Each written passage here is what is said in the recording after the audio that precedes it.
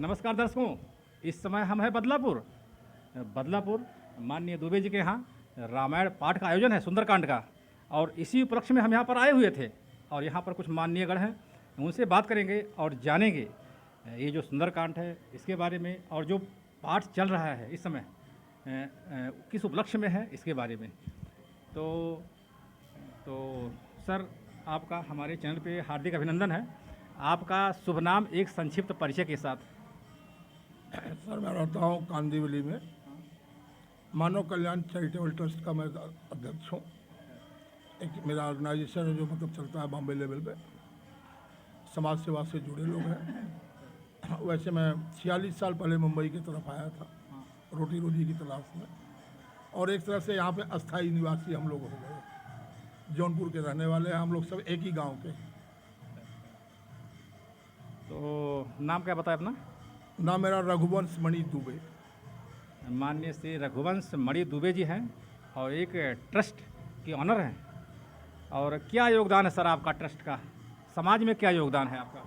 समाज का जहाँ हुआ कि ट्रस्ट जो पैमाने पे जो गरीबों के लिए, जो बच्चे जो शिक्षित नहीं, टारगेट हमारा है कि उन बच्चों को शिक्षा मैं दे सकूं।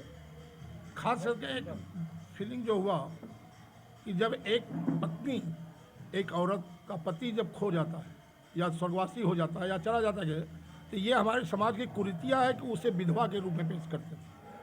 और मेरी जो अनुभूति हुई कि क्या उनका दोस्त था, इसलिए मैंने प्रायोरिटी उसको रखा है कि जो ऐसी औरतें होंगी उनसे जो भी मेरी संस्था की तरफ से मदद होगा मैं उनको मदद करता हूँ। बहुत सुंदर और नेक विचार आपके। और सबसे बड़ी बात आपने बताई शिक्षा की, क्योंकि शिक्षा जो है समाज की सबसे बड़ी रीढ़ होती है। और दूसरा आपने बताया विधवाओं को, विधवाओं के लिए जो आपने कार्य किया बहुत उच्च दर्जे का। तो एक हो गया शिक्षा के क्षेत्र में और दूसरा हो गया विधवाओं के लिए। और सर क्या क्या योगदान आपका है जो ट्रस्ट है, आप और क्या योगदान देता है आपका? जैसे ऐसे हुआ कि अभी कोरोना काल में आपने देखा होगा कि लोग जो है इसी मुंबई के अंदर में मैंने देखा कि उनके कारोबार इतने चले गए कि लोग खाने के लिए अच्छे अच्छे उद्योगपति धनिया और मिर्च लेकर के बेचने लगे। उस बीच में कि एक राशन, जैसे हमारी योगी सरकार यूपी में राशन दे रही थी, कि उसी तरह से उन लोगों को अन्नदान जैसे चावल या दाल या अन्न के रूप में हम लोगों ने डिस्ट्रीब्यूट किया उसको, मतलब से जितना हम लोगों से हो सका। मतलब जो अनिवार्य आवश्यकताएं थी आम नागरिक के लिए वो सब आप लोगों ने किया। तो बहुत बहुत धन्यवाद, thank you so much. Sir आपका शुभ नाम एक संक्षिप्त परिचय के साथ। त्रियोगीनाथ दुबे, अंधेरी मुंबई में रहता हूँ और 2001 में मुंबई में आया और रहने वाले प्रॉपर जौनपुर उत्तर प्रदेश हरिपुर से है। तो आपका कुछ ट्रस्ट वगैरह ऐसा है? ऐसा क्या होता है? अपना नैसर्गिक विकलांग सेवा संघ का मैं संस्थापक अध्यक्ष हूँ और विशेष तौर से दिव्यांगजनों के सर्वांगीण विकास के लिए कार्य करता हूँ। इसमें शिक्षा है, रोजगार है, मानसिक से धार्मिक सभी तरह से उनके विकास के लिए कार्य करते हैं। विकलांग बोलेंगे, विकलांग जैसे विकलांग तात्पर्य हमारे होता है जैसे कोई ब्लाइंड होते हैं, कोई हाथ पैर का ऐसा होता है, तो किस कौन सा विकलांग उसमें? जितने हम सब प्रकार के विकलांग होते हैं। विकलांग 21 प्रकार के होते हैं। हाँ वही तो। हाँ, तो सारे विकलांगों के लिए मैं काम करता हूँ और समाज के अंतिम व्यक्ति के उत्थान के लिए भी काम करता हूँ। समाज के अंतिम वर्ग तक का जो उत्थान है विकलांग श्रेणी में जो है उनका जो है आप तो समाज का सबसे अंतिम व्यक्ति है, उसके बाद भी जो समाज के जो गरीब कमज़ोर तबका है, जो हाशिए है, वो जो अंतिम व्यक्ति है उसके लिए भी मदद मैं करता हूँ अपने NGO। सुंदर और बहुत नेक विचार आपके दुबे जी, कोटि से नमन है हमारा आपको, थैंक यू सो मच। मेरी मुंबई संस्था उत्तराखंड, बिहार और मुंबई में, महाराष्ट्र में भी है। कम से कम 10,000 हैंडीकैप हमारे संस्था से जुड़े हुए हैं। आप बताइए। देखिए, सबसे बड़ी बात है 1947 के बाद हमारा देश आज़ाद हुआ और 1950 में हमारा संविधान बना और तब तक 1971 या 74 की बात है, पूरा हमको कंफर्म नहीं हूँ, इंदिरा जी ने संविधान में सेकुलर शब्द जोड़ा।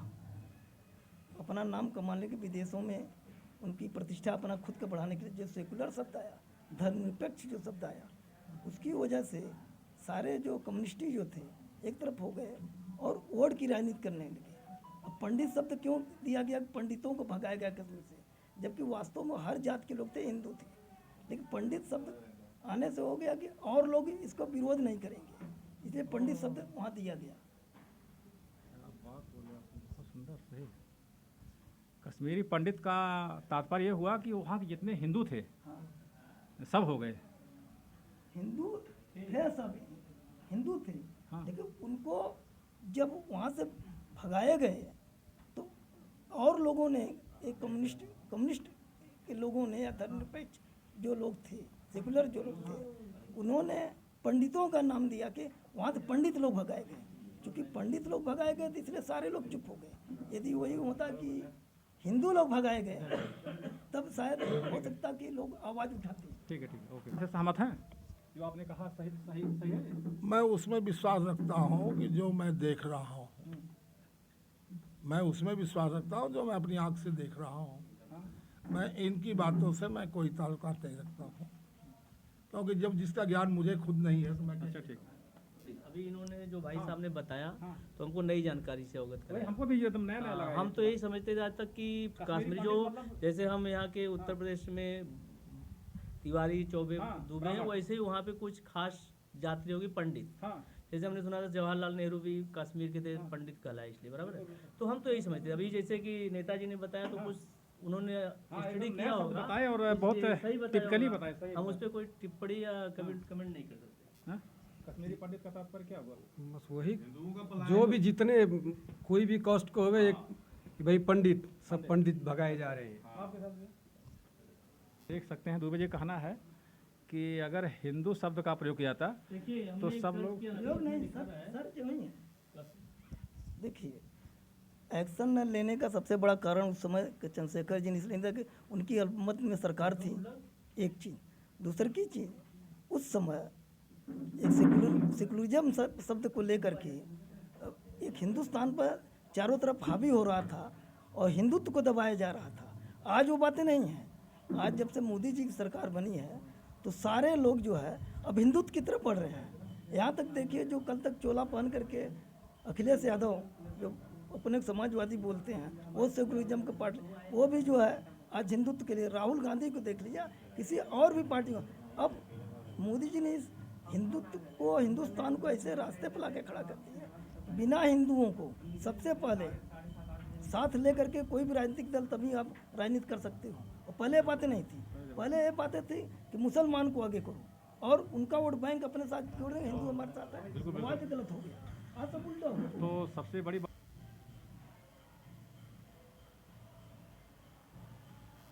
और बहुत अच्छी पकड़ है आपका समाज में, क्या कहना चाहेंगे आप? देखिए उस समय चंद्रशेखर जी जो चुप्पी साध लिए थे और मुफ्ती मोहम्मद सईद जो चीफ मिनिस्टर यहाँ के गृह मंत्री थे, चूँकि गृह मंत्री का एक कार्य होता है कि ऐसे आंतरिक मामलों में देश के वह हस्तक्षेप करे, तुरंत एक्शन लेना चाहिए। लेकिन चूँकि उसमें गृह मंत्री का ही योगदान था।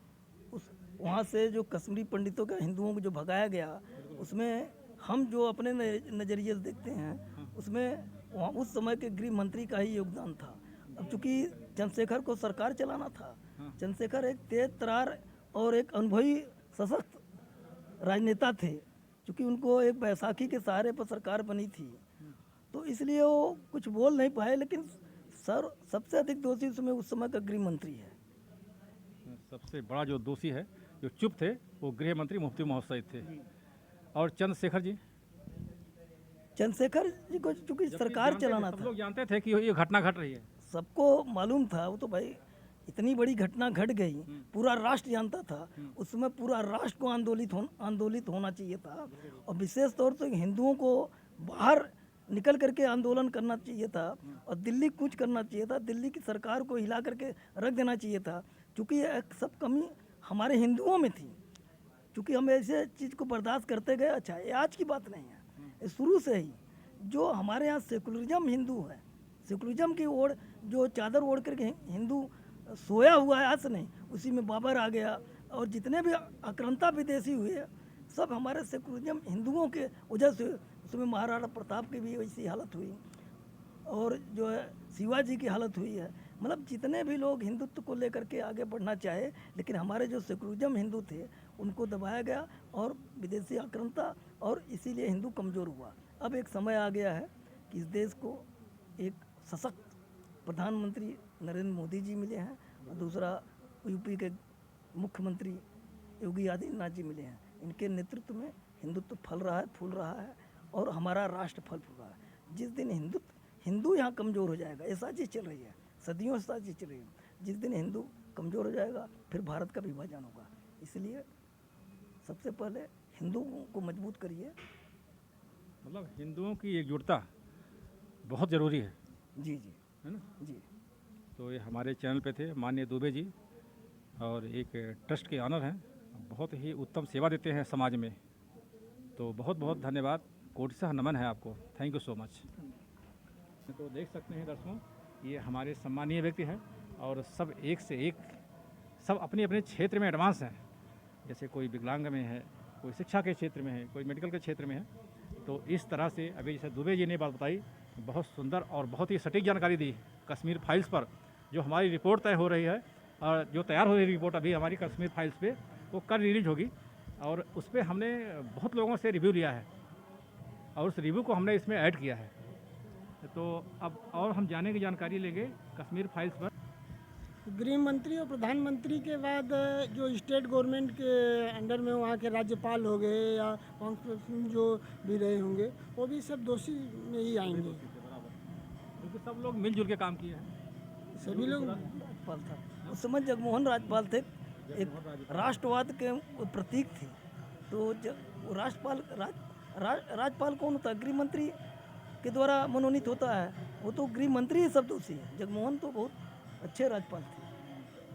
उन्होंने संभाला उस विषय को। हमारे हिसाब से हम भी इनकी बात से सहमत हूँ कि वाकई जो भी गृह मंत्री थे वो ज़्यादा कसूरवार थे। राज्यपाल तो मनोनीत होता है कि हम भैया की बात से सहमत हैं।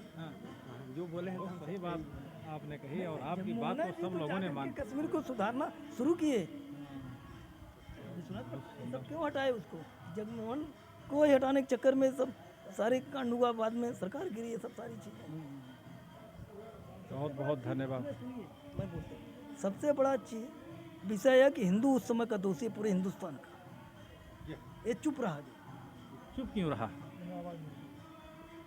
बुलंद हो जाना चाहिए था। बहुत सुंदर बात बताई आपने, बहुत बहुत धन्यवाद। Thank you so much. Uttar Pradesh में जो चुनाव हुआ है किस कंडीशन में हुआ है? एक तरह से हिंदू जग चुका है, अब सारी भ्रांतियां दूर हो रही हैं और सबको लगने लगा है कि नहीं मेरा Bharat. Thank you so much, बहुत बहुत धन्यवाद आपका।